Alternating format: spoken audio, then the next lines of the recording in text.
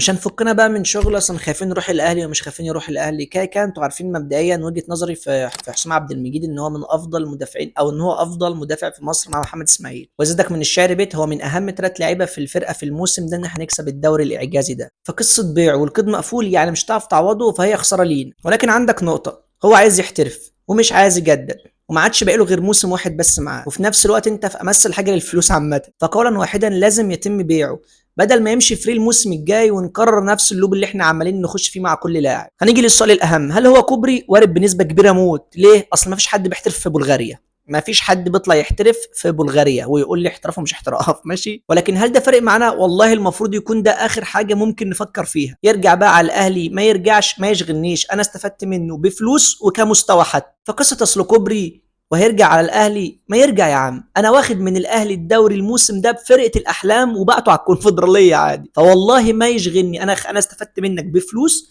واستفدت منك بمستوى. فكل الفكره المفروض ان الاداره تكون اتعلمت من قصه زيزو.